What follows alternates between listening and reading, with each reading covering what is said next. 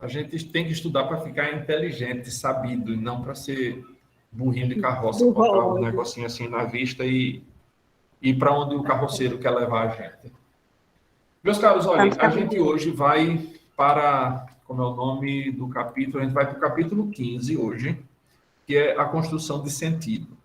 Na verdade, a aula de hoje e a aula da próxima semana, que a gente vai ver o capítulo 15 e o capítulo 16, essas duas aulas estão relacionadas porque elas tratam de duas coisas semelhantes. Uma é como a gente constrói o sentido, a aula de hoje, e a aula da semana seguinte é quais são os efeitos dessa produção de sentido na fala, na língua. Porque a língua é muito mais do que simplesmente a fala, né? A língua é também a escrita, é uma série de coisas. Então, a gente vai tratar efetivamente disso. No livro de vocês, há um bocado de porcaria, desde o início do capítulo, desde a página, que é lixo mesmo, é lixo ideológico só porcaria sem sentido, de conversa mole de porque os americanos, porque o aquecimento global, esse lixo ideológico. Então a gente vai passar por cima dessa porcaria todinha. A gente vai, por exemplo, a página 154 até a página 157, não percam seu tempo lendo-as. Eu não vou tirar nenhuma questão dali. Somente a partir da página 158, as coisas poderão ser úteis. Então, já sabem, até a página 157, qual foi a primeira que eu disse?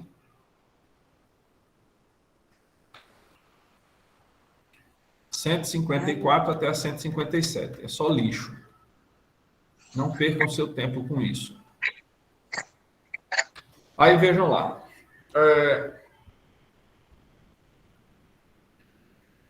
Construção do sentido. Primeira coisa que a gente precisa entender é que a gente tem duas formas básicas dessa construção de sentido.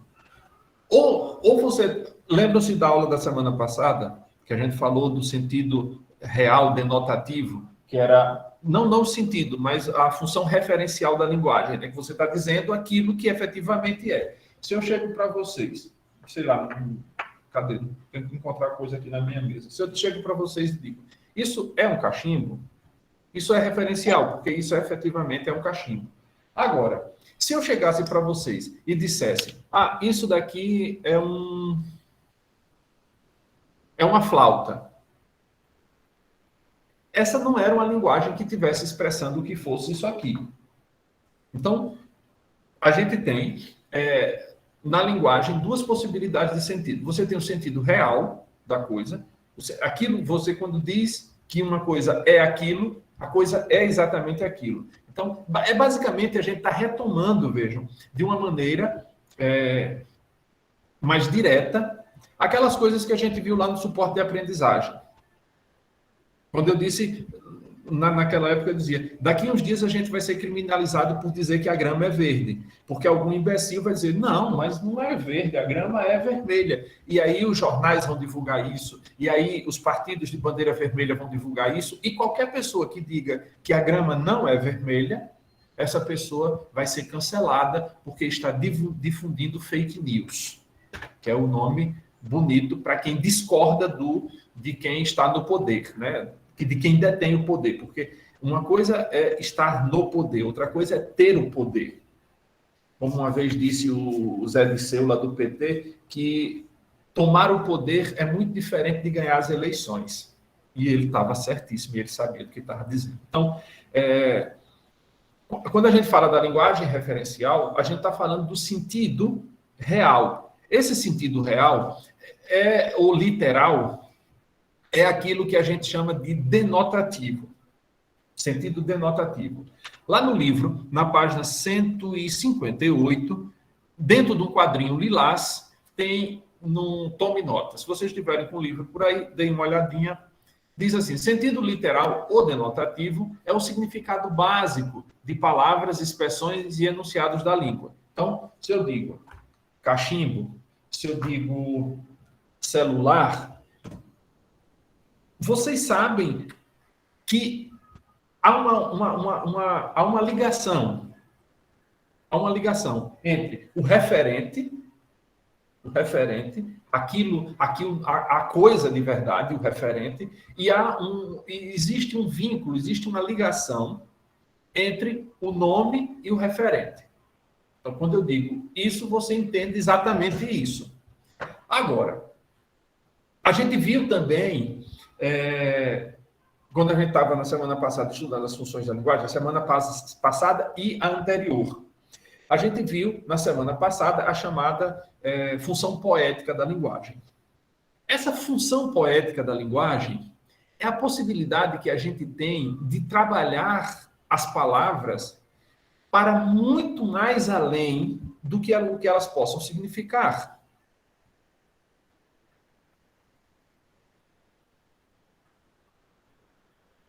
Esse sentido, eu parei aqui porque eu estava tentando pensar aqui no exemplo. Esse sentido é o sentido que a gente chama de sentido figurado. Sentido figurado.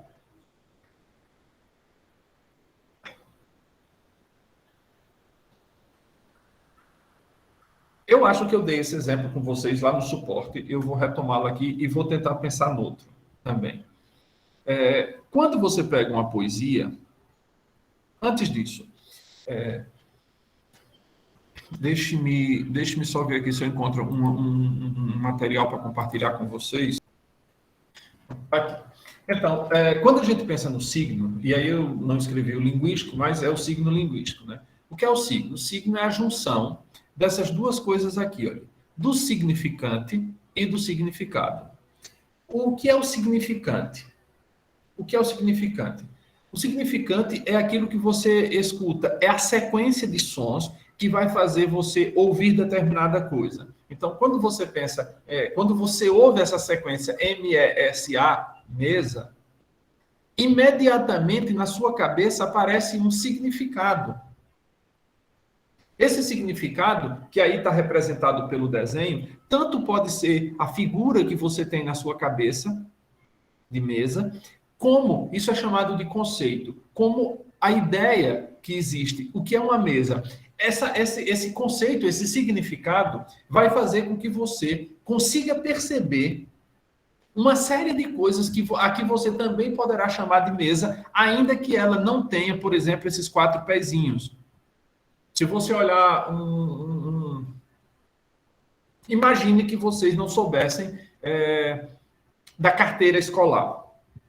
Carteira escolar. Que tem a parte de colocar o material escolar debaixo, não sei o quê, aquele tipo de pé. Às vezes não tem 4 pés, só um dobrado, né? Um ferro dobrado. Imagine que vocês nunca tivessem visto e que, portanto, vocês não soubessem o nome daquilo. Quando vocês olham e vocês veem que ela tem um tampo, ela tem, apesar de só serem 2 pés, mas vocês olham e dizem, isso parece uma mesa. E, de fato, é uma mesa. Só que não é uma mesa no sentido, digamos, absoluto. Depois vocês vão descobrir que existem outras coisas. É como a ideia de cadeira. Imediatamente, eu acho que quando eu falei o nome cadeira aqui, apareceu para vocês imagens de cadeiras. E quase todas, se não todas elas, sempre tem um encosto, 4 pezinhos e o assento. Mas se você olha, por exemplo, aquela cadeira, eu não sei como é na sala de vocês. Ah, não, mas vocês também nunca assistiram a aula presencial no IFAL. Mas no IFAL existem as cadeiras, ela tem um encosto, tem um assento, mas ela não tem 4 pés, ela tem uma parte no meio, tipo aquelas cadeiras de escritório, e 5 hastes parecendo uma estrela embaixo. Mas você, quando olha para ela, você percebe que existe relação entre aquilo que você está vendo e a ideia, o significado de cadeira que vocês têm na cabeça de vocês. Então, isso faz com que vocês percebam que o significante mesa ou significante cadeira, de alguma maneira se relaciona referencialmente, para a gente retomar aquilo que a gente viu há 2 aulas, se refere referencialmente ao objeto que você está ouvindo o som dele. Isso é, digamos, o sentido literal, o que a coisa efetivamente é. Existe, porém, esse sentido chamado figurado. O que é o sentido figurado? Basicamente, a gente usa muito o sentido figurado em muitas coisas da nossa vida. Repare, você diz batata da perna. Mas, de fato, você não tem uma batata na perna. Mas é porque existe alguma semelhança entre a batata e aquela parte do corpo. Assim como a gente fala da maçã do rosto. E também quando o bebê nasce, é recém-nascido, a gente chama que o bebê parece um joelho. Isso tudo é linguagem figurada. Mas no caso aí que parece um joelho é diferente. Se você dissesse ele tem cara de joelho, aí ela seria mais figurada. Porque quando você diz parece um joelho, você já excluiu a possibilidade de figuração, porque você está dizendo que existe, que você está estabelecendo já uma relação de comparação. Isso não é figurado. Quando você compara, Tá. você está dizendo, olha, eu admito que não é assim. Mas isso me faz lembrar aquilo outro. Então você quebrou toda a parte figurada.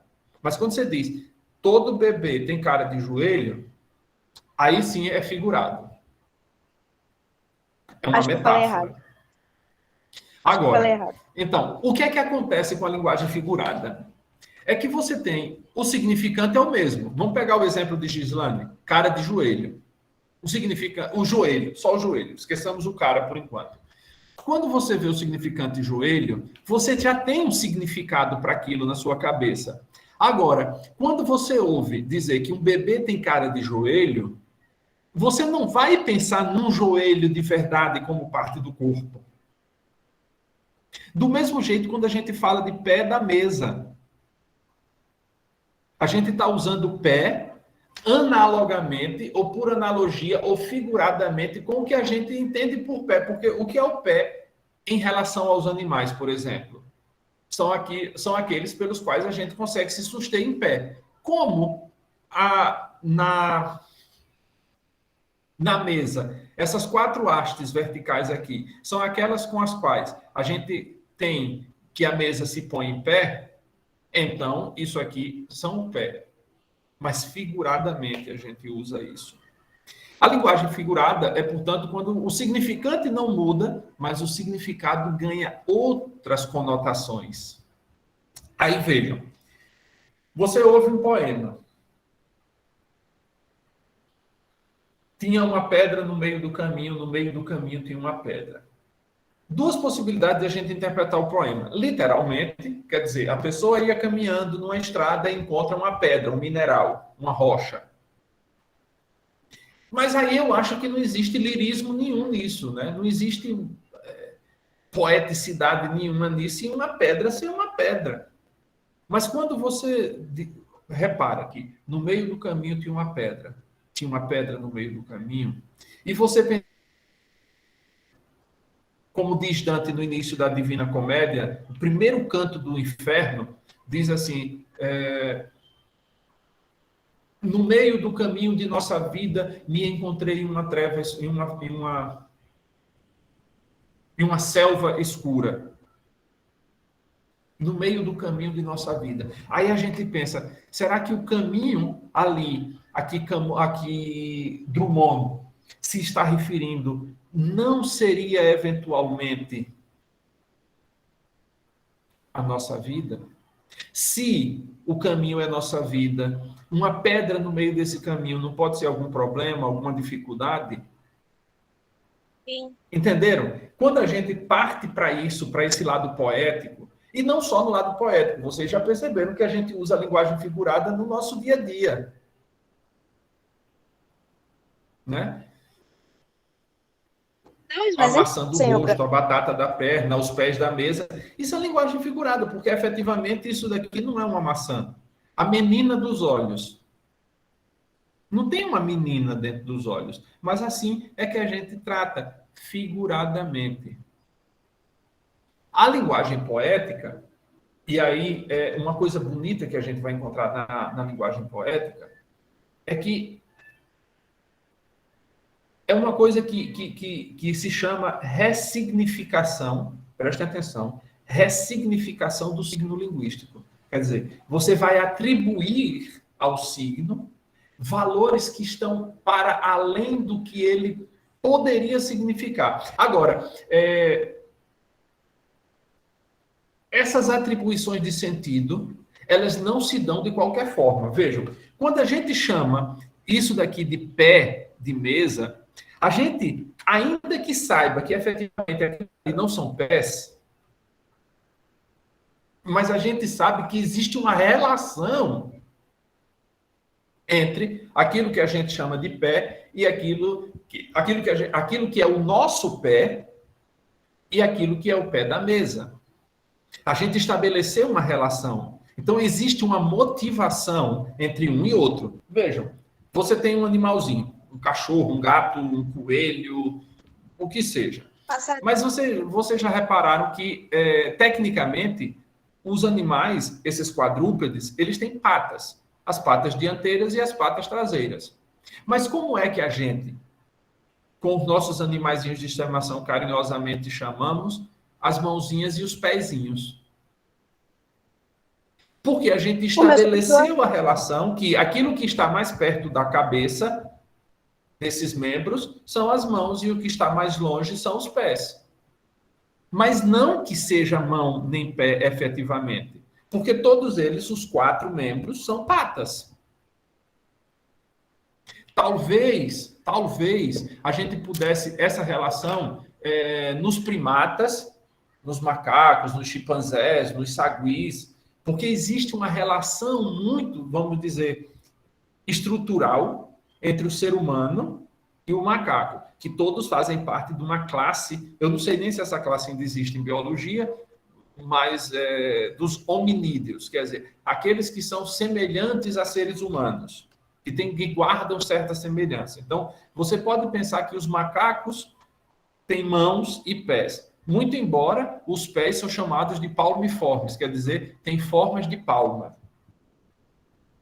Mas eles usam com certa destreza o pauzinho para fazer alguma coisa, uma pedra para quebrar um caranguejo e comer o que tem dentro. Então, quando a gente pensa, a gente usa a linguagem figurada em muitas situações de nossa vida.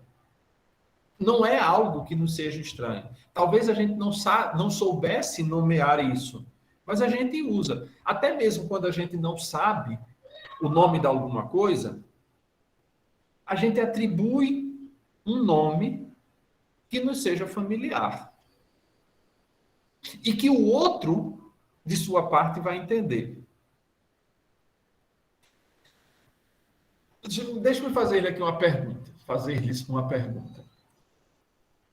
Na casa de vocês, em alguma tomada, vocês têm um T? Sim.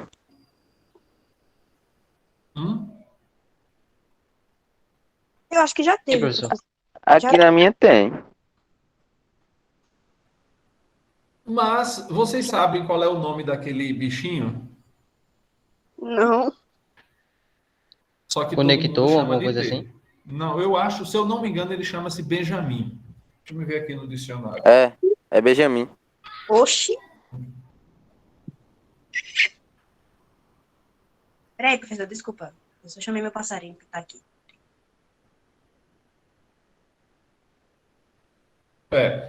Benjamin é também a forma de dizer o caçula, porque tem a história bíblica, eu acho que Benjamin é o último filho de Jacó. Mas diz aqui, o quinto sentido, eletricidade. Suporte duplo ou triplo para lâmpadas elétricas, plug ou extensão com 3 ou mais tomadas em que se ligam lâmpadas ou aparelhos elétricos.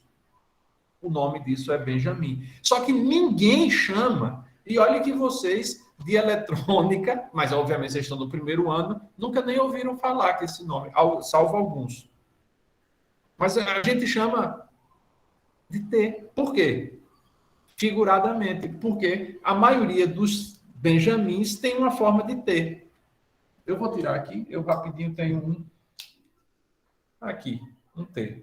Eu tenho porque aqui eu tenho que estar com o ventilador ligado e, ocasionalmente, Jair, o pergunta. notebook precisa de ser carregado. Eu só tenho uma pergunta. Por que se chama Por favor, Benjamin? faça. Não sei. Eu sei porque que ele se chama Benjamin quando é o último filho, mas por que chamaram o plug aí de Benjamin, eu não sei. Talvez se relacione com a pessoa que inventou. Não sei, né? Mas tá. Vamos aqui na Santa Wikipédia para ver o que é que ela diz. Origem do nome. As experiências sobre eletricidades feitas por Benjamin Franklin são sempre lembradas por contextos lúdicos. Sendo sua experiência mais conhecida sobre os para-raios, onde ele usava itens simples, algumas referências sugerem que o nome dele foi adotado, como uma homenagem ao inventor, né, o Benjamin Franklin. Ah, No entanto, é ninguém mais chama de Benjamin. provável que o nome tenha origem no inventor do adaptador, Reuben Berkeley Benjamin, e na primeira empresa que fabricou, que era a Benjamin Electric Company. Eu acho muito mais provável, tanto que eu disse para vocês, provavelmente é o nome do inventor. De fato, o sobrenome dele é Benjamin. Pelo nome Reuben, ele deve ser judeu. Ah, Reuben Berkeley Benjamin. Então, associam ao Benjamin Franklin por conta da eletricidade, mas eu acho que a minha ideia original de que talvez fosse o inventor, eu não sabia disso, eu descobri agora. Mas, vejam, tem uma motivação. Eu acho que talvez o nome mais provável seja adaptador de tomadas, ou multiplicador de tomadas, né? e ninguém chama de Benjamin. É T. Peraí, né? Você vai num lugar comprar, numa loja de equipamentos elétricos, você diz, me dá aí um T. Se você chegar pedindo Benjamin, eu acredito que pouquíssimos vendedores vão saber o que é que você anda caçando. E agora, eu acho que ficou claro o que é linguagem, sentido literal e sentido figurado, né? Eu acho que essa conversa todinha, meus caros, que a gente teve aqui, foi para tratar basicamente disso, de contexto figurado e linguagem figurada, sentido figurado e sentido literal. O literal chama-se denotativo e o figurado chama-se conotativo.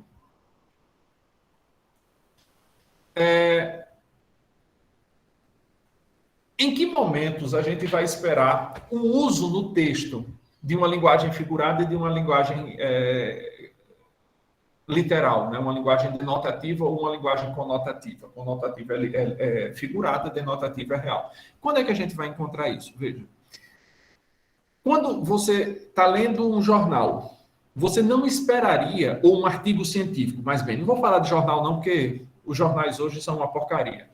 Mas quando você está lendo um livro científico,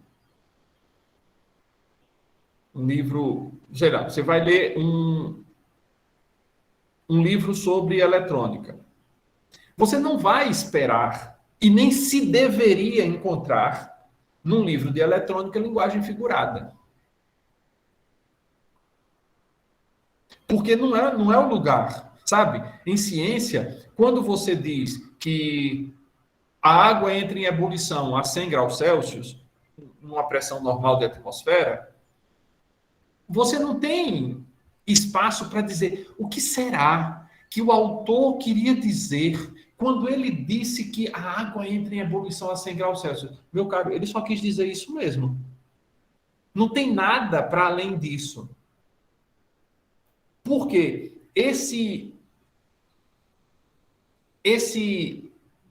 ir para além do que a língua, do que a palavra efetivamente está dizendo,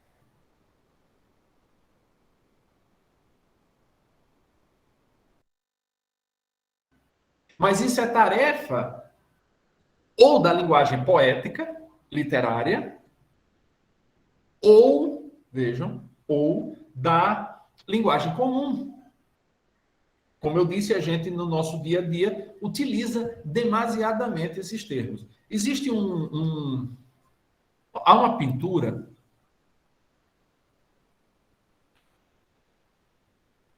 Essa figurinha aí. Isso é um quadro famoso. Acho que você já mostrou ele. Eu acho que eu já mostrei em outro momento já.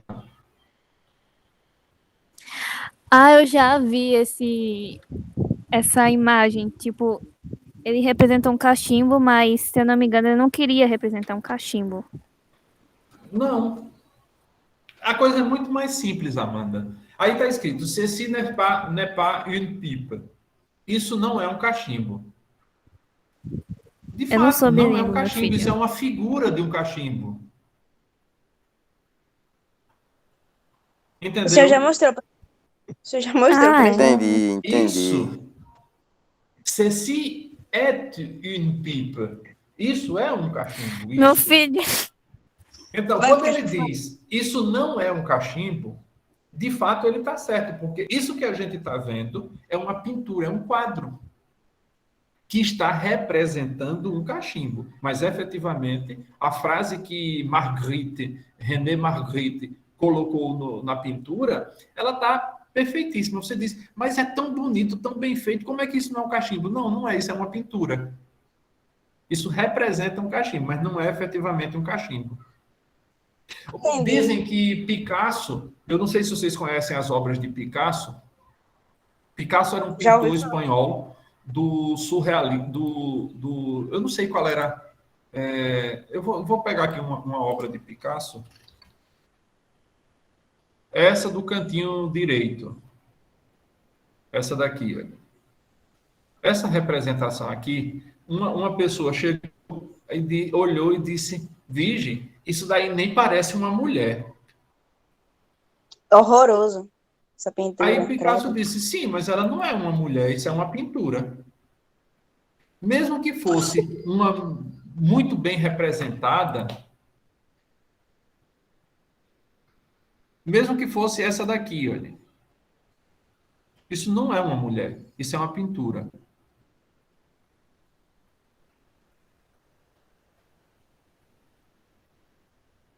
Então, quando a gente olha para uma pintura, a gente tem que ter consciência clara de que aquilo é uma pintura. E aí, quando a gente faz referências, vejam, mesmo quando a gente diz cachimbo, ou mulher, ou gato, ou calopsita, ou qualquer que seja das coisas que a gente nomeie, a gente não está dizendo a coisa. A gente só está referenciando a coisa. Está fazendo uma linguagem referencial. Você está dizendo celular, mas o fato de eu dizer celular, eu não estou dizendo isso daqui. Não está saindo isso da minha boca.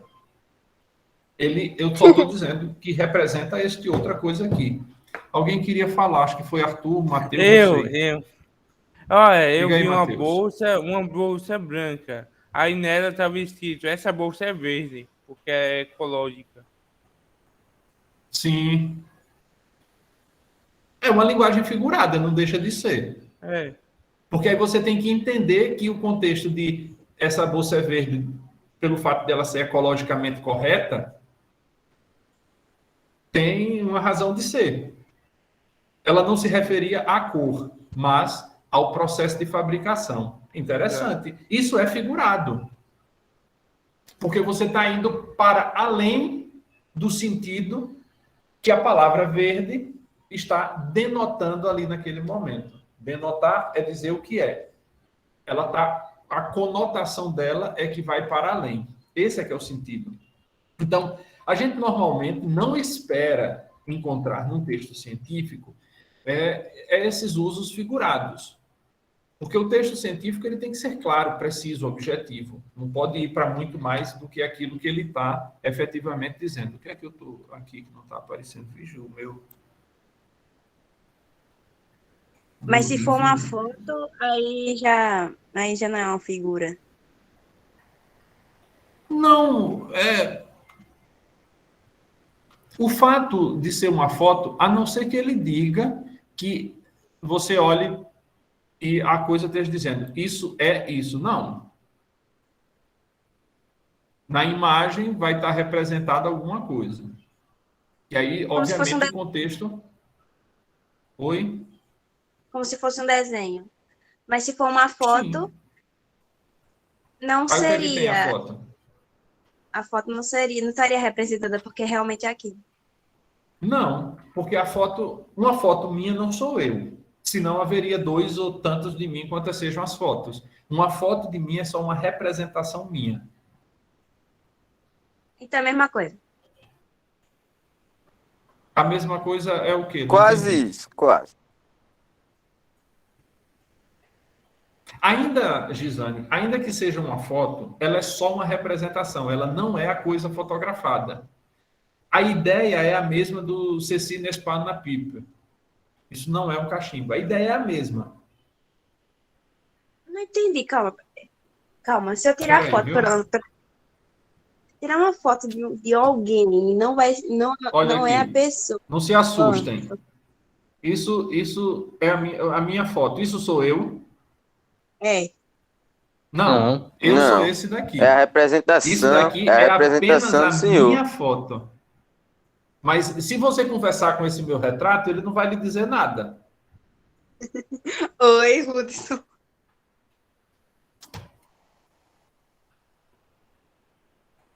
Vai, converse com ele. Entendeu?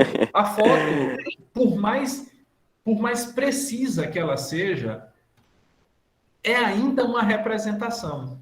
Porque ela não é efetivamente a coisa que ela representa. É apenas a figura da coisa.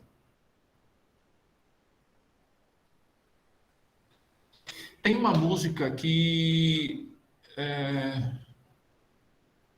Ney Matogrosso canta, que é de um escritor alagoano. A música é A Memória da Flor. Eu vou botar para vocês ouvirem. Só um instante, porque a minha internet hoje ela está brincando de ser ruim. Professor, mas e se for um vídeo? Hum? Mas e se for um vídeo de alguma coisa? Aí, não, é Ainda figurado assim. também? É, Mas a porque, pessoa, mas porque é só uma representação. O vídeo não é a pessoa. não vai estar respondendo. Deixa eu Por ver exemplo, aqui se eu eu faço acho um a vídeo cantiga. chamando. Vai lá. Eu não vou botar com Ney Mato Grosso, não. Eu vou botar o próprio cantor alagoano cantando essa música. Bota aí de Djavan. Obviamente, depois não é Djavan, não. É Júnior Almeida. Parente meu. Memória da Não fui eu, Flor. não. Memória da Flor. Conheço essa música. Eu acho. 15 Não, likes ou 15 mil? Porque essa música certamente vocês devem conhecer, porque essa música ela foi muito tocada nas rádios e em algumas novelas na voz de Ney conheço Mato não. Grosso, Eu mas ela botei. é de um cantor alagoano. Então eu vou liberar aqui a rosa hereditária, a rosa radiativa, estúpida e inválida, a rosa com cirrose, a anti-rosa atômica, sem cor, sem perfume, sem rosa, sem nada.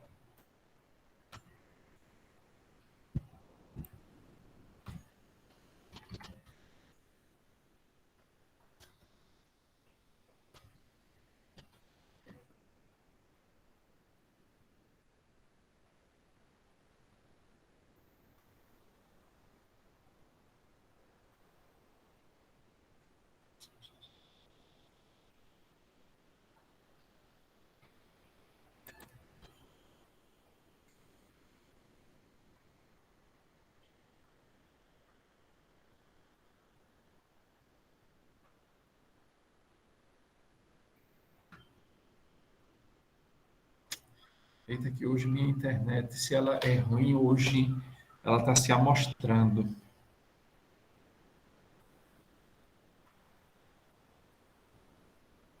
Você ainda não tá em casa? Hum? Você tá viajando ainda. Nossa. Tô. Isso daqui, olha. Isso é uma explosão atômica.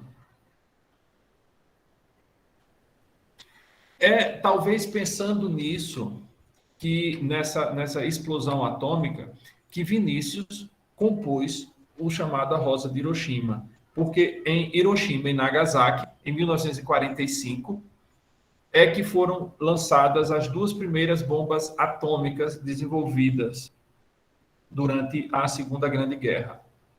E aí, a explosão atômica deixou sequelas muito graves nas pessoas. E aí, na poesia, que é de 5 anos depois, né, de 1950 e pouco, acho que é 50, eu não sei se é 50 ou foi 54, foi 54, são 9 anos depois.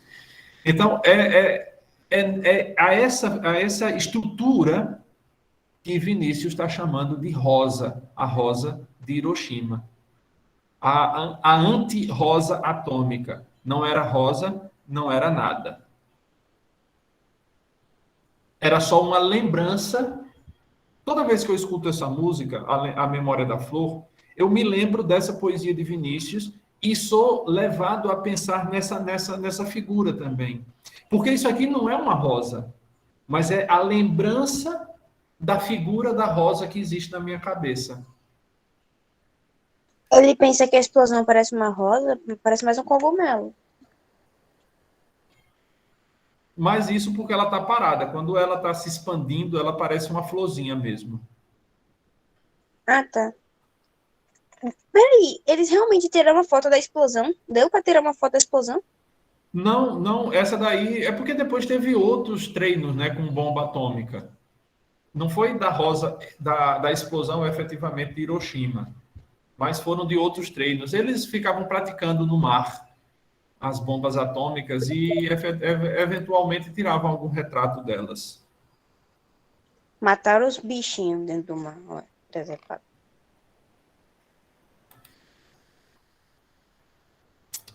Bem, meus caros, deixa eu ver aqui se tem mais alguma coisa no livro que mereça uma consideração.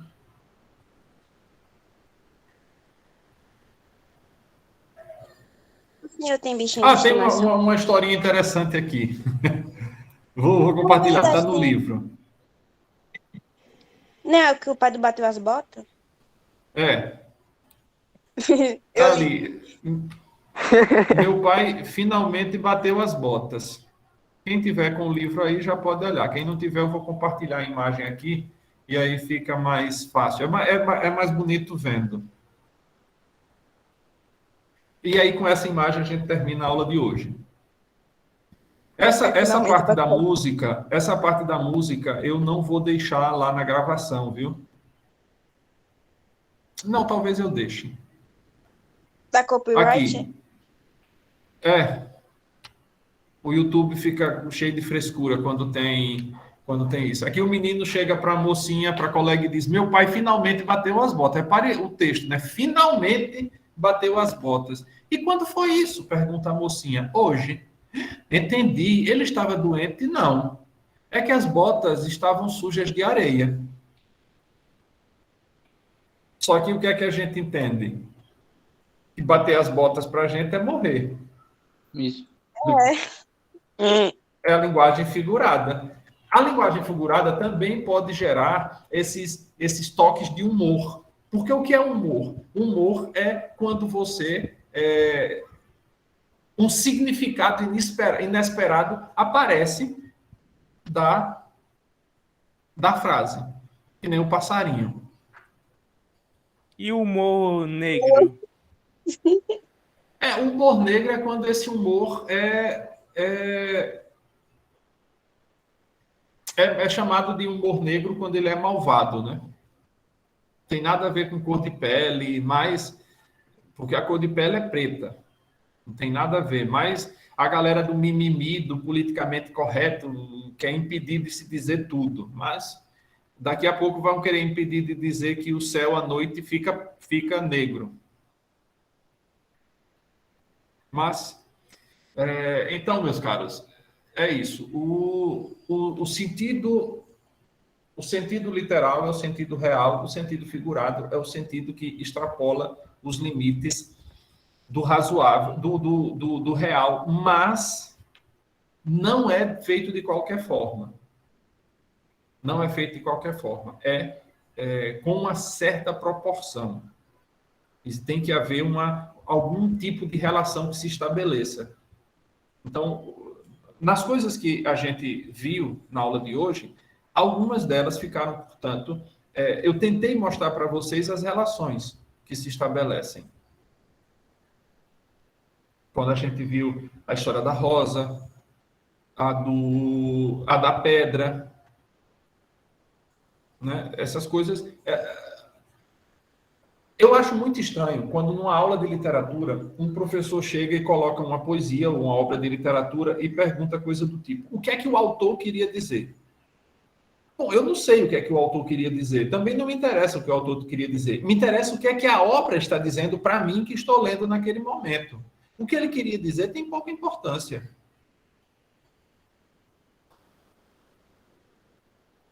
O pior é quando alguns professores pedem uma interpretação, mas somente aceitam a interpretação que ele dá. Então, meus caros, isso não é interpretação de texto. Porque, a não ser que você vá interpretar um texto de jornal, que aí você só tem uma interpretação possível. Você pega um texto de ciência, só tem uma interpretação possível. Não existe possibilidade num texto científico de você ter duas interpretações para a mesma frase. A água entra em ebulição a 100 graus Celsius numa condição normal de pressão. Não há outra possibilidade de você interpretar isso, senão a essa mesma que está dizendo. Agora, quando você pega um texto, tinha uma pedra no meio do caminho tinha uma pedra, você não pode ficar parado nem na pedra, nem no caminho. Você tem que ir para além disso. Isso é o que a literatura vai fazer. Agora, só há uma possibilidade de interpretação do texto literário? Não. Existem inúmeras. Eu não digo que sejam infinitas, porque lembrem-se, é preciso que haja entre a imagem e o significado alguma relação. Tem que haver alguma relação. Então, você vai ter tantas interpretações possíveis desse tinha uma pedra no meio do caminho tinha uma pedra, quantas sejam as relações que você possa fazer entre caminho e pedra com outras coisas que não sejam nem o caminho nem a pedra, mas que guardem uma certa relação com eles. Eu dei para vocês o exemplo de caminho, vida, e pedra, problema. Mas você poderia pensar outras tantas coisas. O caminho, a saúde, a pedra, a doença.